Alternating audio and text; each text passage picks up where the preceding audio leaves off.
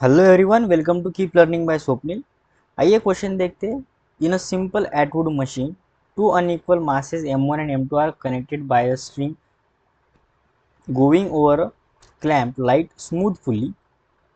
In a typical arrangement, m1 is equals to 300 gram, m2 is equals to 600 gram. A system is released from rest. Find the distance traveled by the first block in the first 2 seconds. B. Find the tension in the string. C.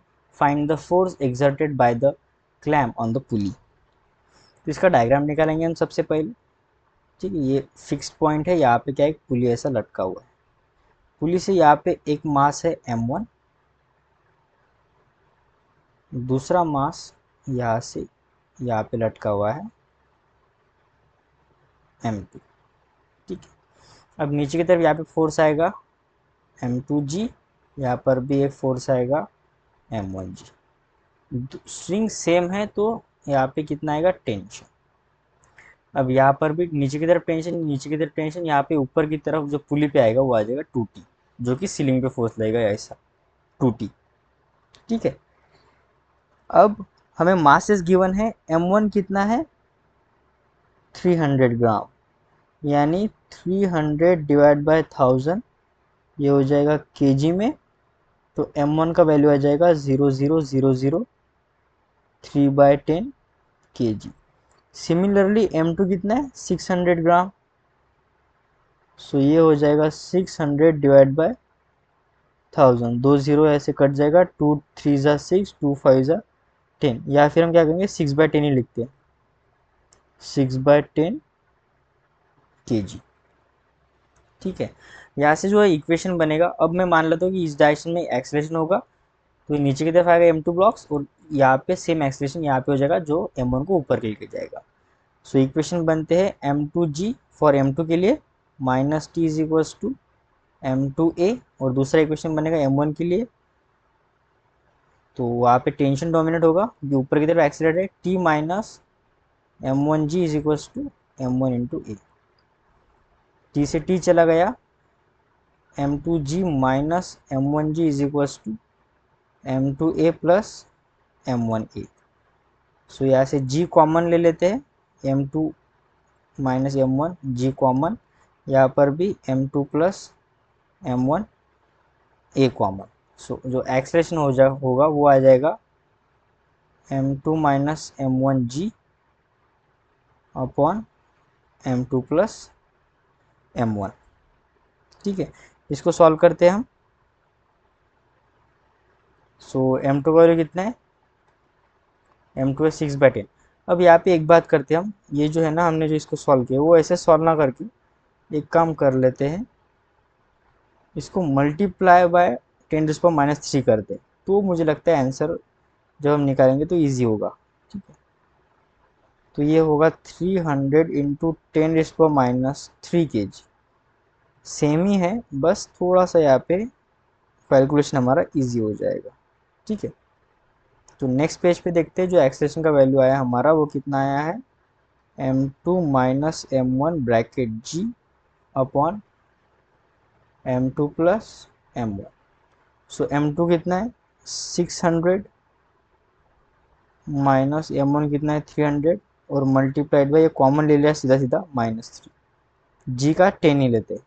ठीक है, m2 यहाँ पे कितना है 600 plus 300, यहाँ पे common -3, 10⁻³ क्योंकि KG में कन्वर्ट किया, तो ये हो जाएगा 300 डिवाइड बाय, ठीक है 10⁻³ इजीली कैंसिल हो जाएगा, ये हो जाएगा 900 into 10।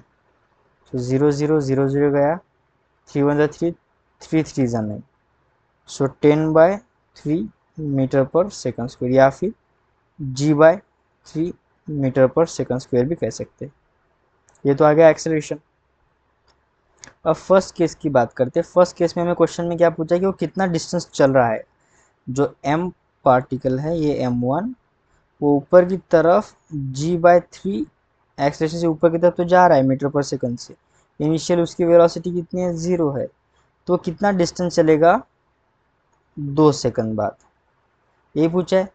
So x is equals to ut plus half 80 square, initial velocity 0 है, हाफ, एक्सलेशन पता है g/3, टाइम पता है 2 उसका स्क्वायर, सो 1/2 इंटू g/3 इंटू 4, 2 1 जा 2, 2 2 जा 4, सो 2 इंटू g/3, g का वैल्यू 10 ले लेते, सो 20/3 मीटर। ये हो गया उतना डिस्टेंस चला। उसके बाद जो बी सेक्शन है वहाँ पे पूछा गया है कि टेंशन कितना होगा। तो कोई भी एक इक्वेशन उठा लेते हैं, जैसे दो इक्वेशन लिए ना हमने, m2g - t = m2a, सो वही इक्वेशन उठा लेते हैं, m2g - t = m2a, ये आ जाएगा m2g - m2a = t।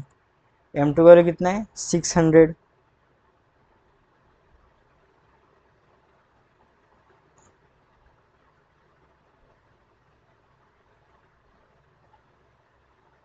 तो ये हो जाएगा g - a, m2 कॉमन है तो m2 कॉमन ले लेंगे, = t। g का वैल्यू कितना होता है 10, a का वैल्यू कितना है 10/3, a का वैल्यू हमने निकाला है, m2 = t, तो ये आ जाएगा 30 - 10, सो 20/3। m2 कितना है 600 × 10⁻³ = t, ठीक है। सो 3 1 जा 3, 3 2 जा 6, तो 200, सो ये 2 2 जा 4, सो 4000 × 10⁻³ = t। सो ये 30 और ये कट चला जाएगा, t = आ जाएगा 4 न्यूटन। ये होगा option B, I mean section B. Section C क्या कह रहा है हमें, सेक्शन सी कह रहा है कि जो फोर्स लग रहा है ना उस सरफेस पे या फिर हम उस सीलिंग पे, वो फोर्स चाहिए। तो पुली पे नेट फोर्स आ रहा है 0, जो पुली लटकी है वहाँ पे वो मासलेस है, मास 0 है, तो फोर्स जो होगा उस पर नेट फोर्स 0, यानी जो नीचे की तरफ उस पर फोर्स लग रहा है ना, यहाँ पे टी लग रहा है, यहाँ पर भी टी लग रहा है, और ऊपर जो लगेगा वो फोर्स वो सेम हो जाएगा। तो फोर्स = t+t, ऐसा इक्वेशन बनाएंगे हम 2t, ठीक है, क्योंकि ये दोनों एक दूसरे को इक्वल हो जाएगा, तभी जाके पुली पे नेट फोर्स 0 आएगा। यहाँ पे नेट फोर्स 0 है, ना कि फोर्स, नेट फोर्स 0। सो 2 इंटू टी का वैल्यू निकाला हमने 4 न्यूटन, तो 2 इंटू 4 8 न्यूटन जो होगा फोर्स का वैल्यू होगा। सो आई होप आपको ABC तीनों सेक्शन अच्छे समझ में आ गए होंगे। वीडियो अच्छा लगा है तो चैनल को सब्सक्राइब कर दीजिए, वीडियो को लाइक कर दीजिए। मिलते हैं नेक्स्ट वीडियो सोल्यूशन में। कीप लर्निंग विद स्वप्निल के साथ।